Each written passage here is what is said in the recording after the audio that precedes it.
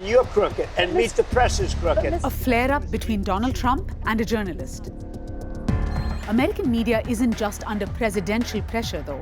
Media oligarchs have shown how willing they are to censor their outlets for business benefit. A shocking spate of violence in Belfast, the latest trigger for a wave of far-right hate and misinformation. And in Gaza, Palestinian journalists continue to document a genocide, despite Israel's relentless campaign to silence them.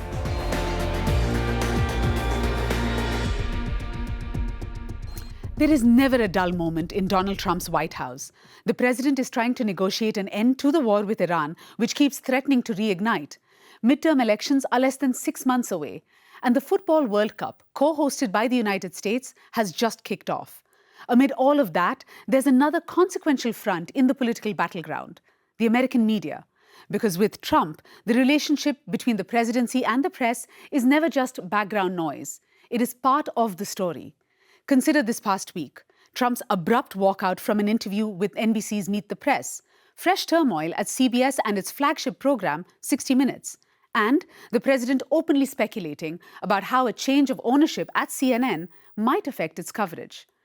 Trump's attacks resonate because they target media institutions that many Americans no longer trust. That mistrust has helped create an environment in which legal threats against news organizations, regulatory pressure from the Federal Communications Commission, and growing caution among billionaire media owners have become normalized. The chilling effect now runs deeper than any single confrontation. For all the criticism directed at Donald Trump, he does one thing few presidents have done more of: talk to the media. So what's the word? Do you have any questions? Trump's political style is built around constant exposure. He takes questions in the Oval Office, on airport tarmacs, aboard Air Force One, in front of construction sites. I think you can see the complexity. He fields tough questions and friendly ones. I love this question. I know. This is the greatest guy. Look how handsome he is. He seems to formulate policy as a stream of consciousness, live in front of the cameras. If we can get something down in writing which will accomplish the same thing without killing everybody, I'd like to do that. That openness to the media, however, has come with conditions. Trump welcomes interviews that allow him to dominate the conversation. When challenged, he is just as likely to go on the attack. Quiet. That tension surfaced this past week when Trump abruptly cut short an interview with NBC's Meet the Press. It was a reminder that for all the access, the relationship between this president and the press remains as combustible as it has ever been.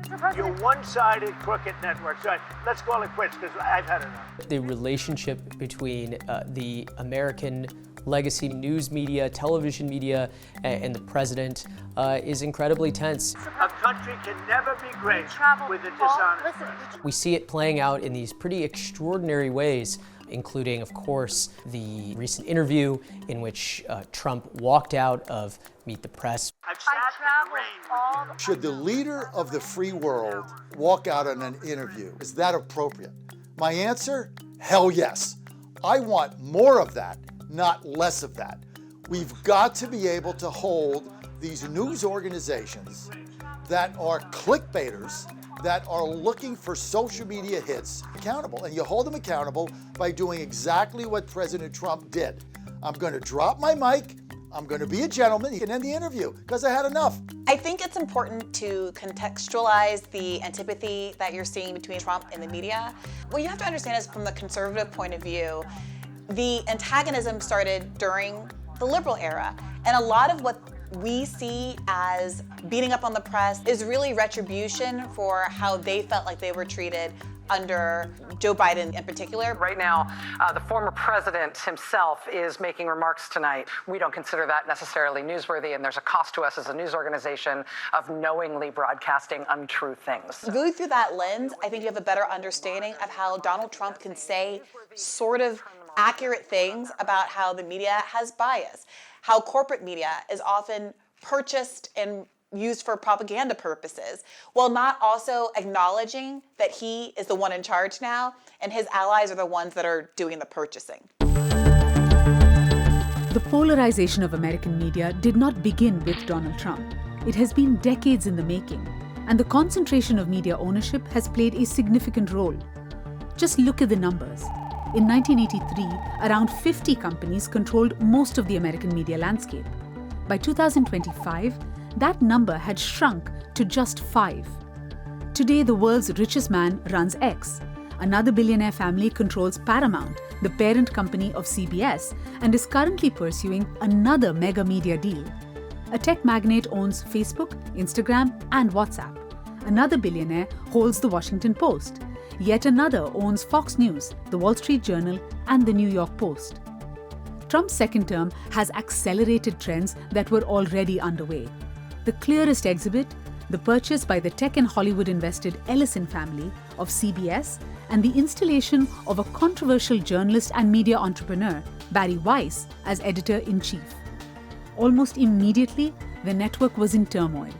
This past week came a flashpoint at the channel's flagship current affairs program, 60 Minutes. 60 Minutes is one of the longest running television news magazine programs in America. Every Sunday night after Sunday Night Football, CBS plays this news magazine style show where correspondents delve into some of the biggest news stories of the day, and has often also been known for some of its investigative stories. Tonight, we have details of a classified U.S. intelligence mission. What's happened at 60 Minutes over the last few weeks is remarkable. Barry Weiss made a number of changes, all culminating last week when the decision to fire its executive producer, another senior producer, and some on-air correspondents, and installing Nick Bilton, an American media columnist who had never had any broadcast news experience, as its lead producer.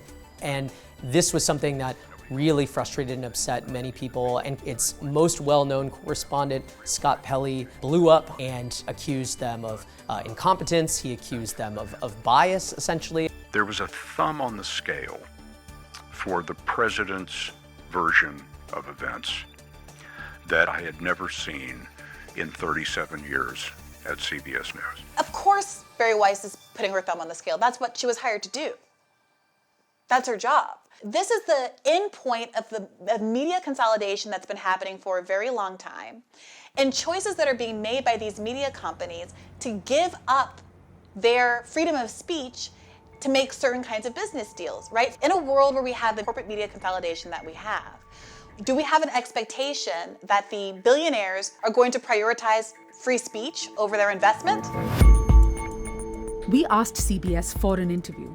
They did not respond. Whatever the motives behind the changes at the network, though, the broader context is difficult to ignore. The Ellisons are currently in pursuit of one of the most consequential media deals in recent American history, the acquisition of Warner Brothers Discovery, and with it, CNN. If successful, this deal would consolidate an extraordinary concentration of news and entertainment assets under a single corporate umbrella. It would make David Ellison one of the most powerful figures in global entertainment. The deal is currently awaiting regulatory approval from the Trump administration. The president knows that, of course, and in an exchange with CNN's White House correspondent, Caitlin Collins, he indicated that if the deal goes through, he expects CNN will be getting the CBS treatment. CNN does such false reporting, but now they have new ownership, so maybe it'll straighten it out. I doubt it. But it's hard to straighten garbage out. I think he's just telling you the truth.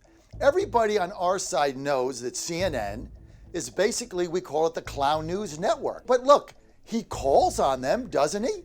Like, he could call on me. I'm in there with her. He calls on Caitlin Collins. He gives her the respect of getting a question in, right? So if he didn't want to engage them, he wouldn't call on them, or they wouldn't raise their hand and say, Mr. President, Mr. President. The fake news like CNN? Well, Donald Trump has never been afraid to say the quiet part out loud. And in this case, he said one of the things that a lot of people, particularly within CNN, have feared, which is that if and when Paramount comes to own Warner Brothers Discovery and CNN, there are some major changes that are going to be made. And certainly, there have been some reports that David Ellison's father, Larry Ellison, had promised Trump that certain people would be fired if they came to own CNN. That was from a report in The Guardian. So I think it is certainly remarkable that Trump is making this comment, but it's also not necessarily surprising. Larry Ellison is great, and his son David is great. They're friends of mine, they're big supporters of mine,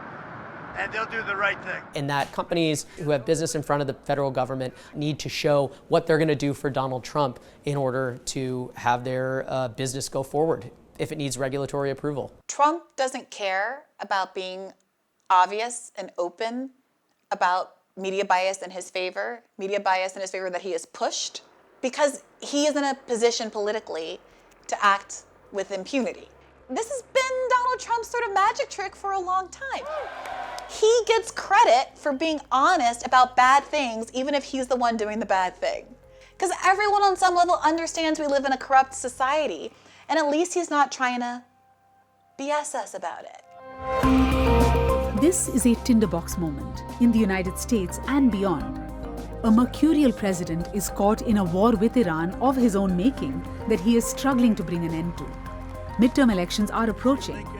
Trump's attacks land in large part because they target media institutions that many Americans already distrust. And the US media landscape, already weakened by decades of consolidation and polarization, is now navigating an administration that treats regulatory approval as a transaction. About Larry, let's negotiate in front of the media. Editorial independence as a negotiating position. What do you think? Sounds like a good deal to me, Mr. President. And the press as an adversary to be disciplined. A graphic video of a stabbing in Northern Ireland has become the latest flashpoint in a growing pattern of online-fueled violence.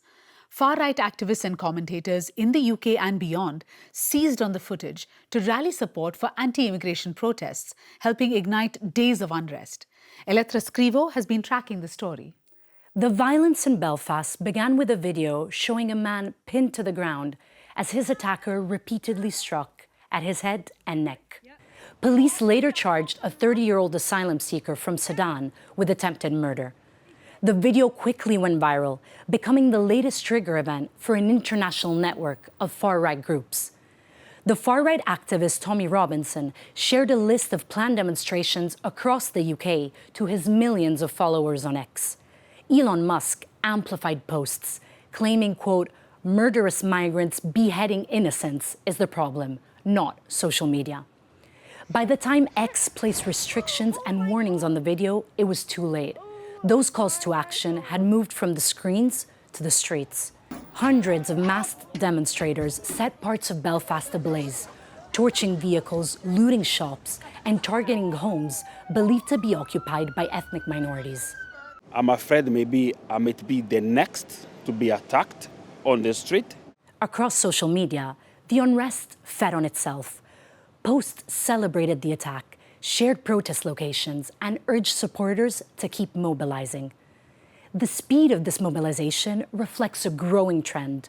A violent crime, often caught on camera, is folded into a familiar narrative that blames open borders and mass immigration for society's ills.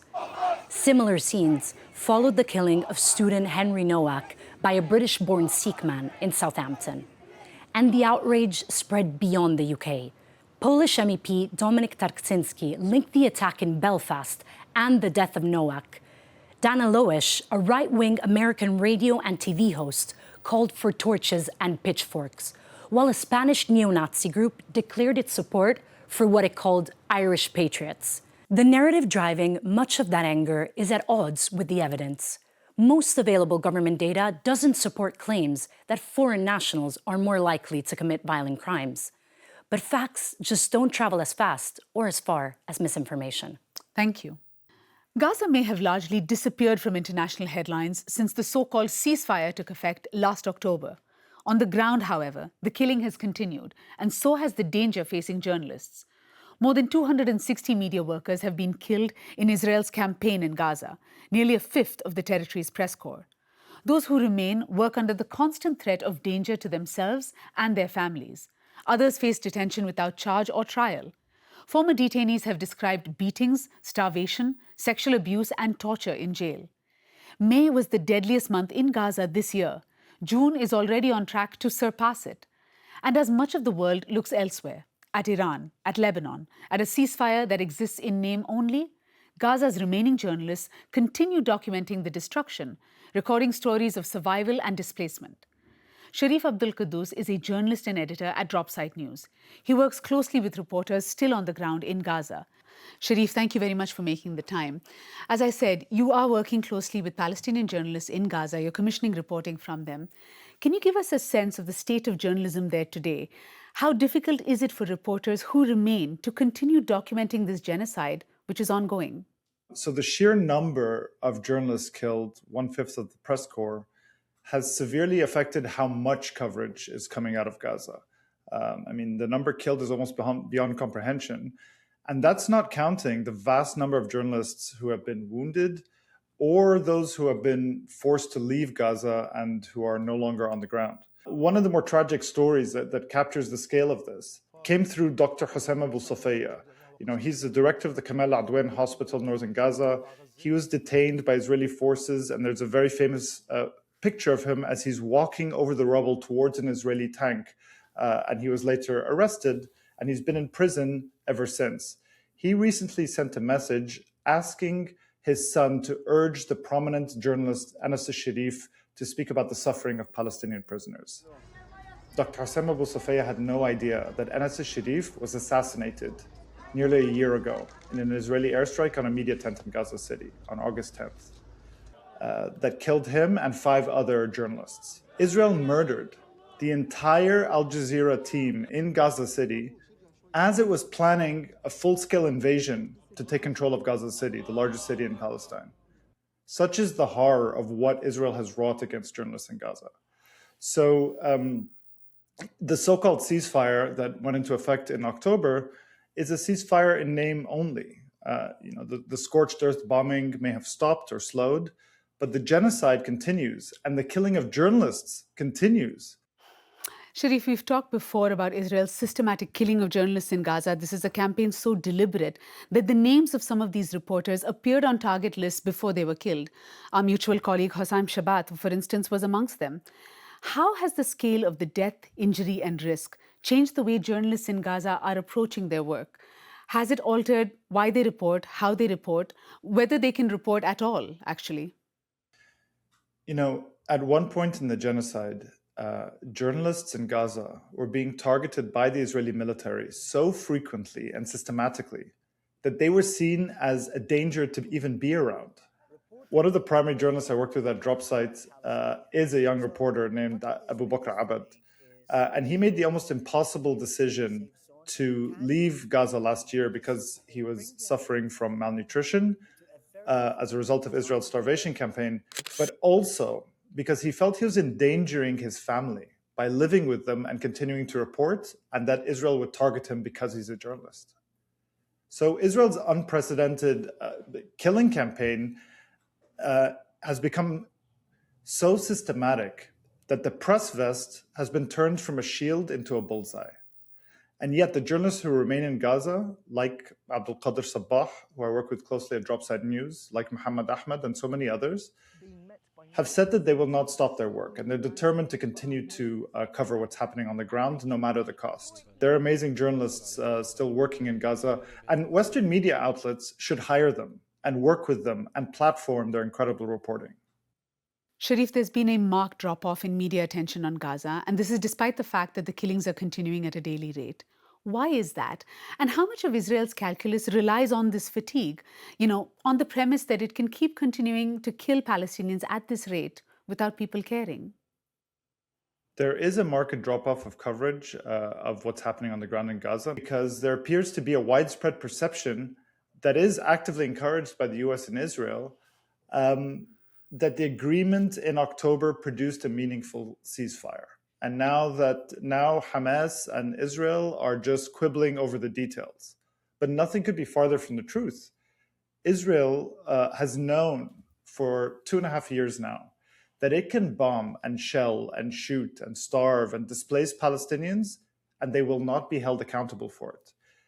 They'll be allowed to act with impunity, both by the US and European countries who are complicit in the genocide, but also by Western media outlets that continue to grant them favorable coverage or help to frame what's happening in Gaza as a proper ceasefire when it's anything but.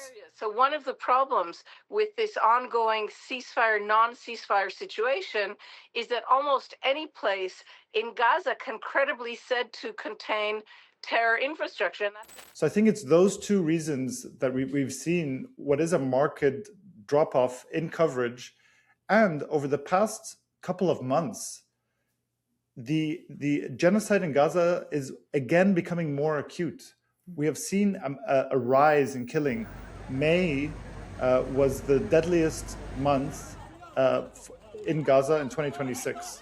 And the rate in June has escalated way beyond that. Already, in 9 days, something like over 45 Palestinians have been killed.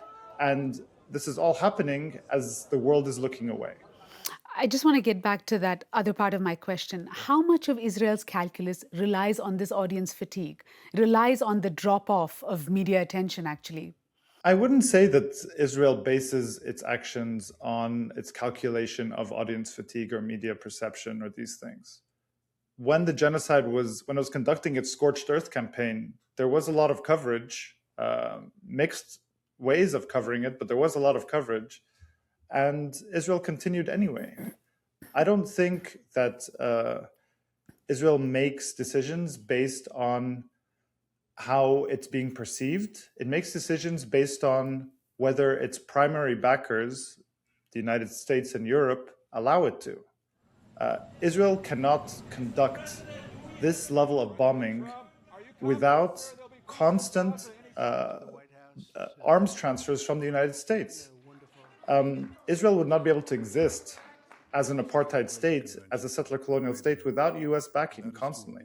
So I think that as long as it enjoys the continued backing of the United States and Europe, Israel continues to do what it likes in Gaza, in Lebanon, in Iran.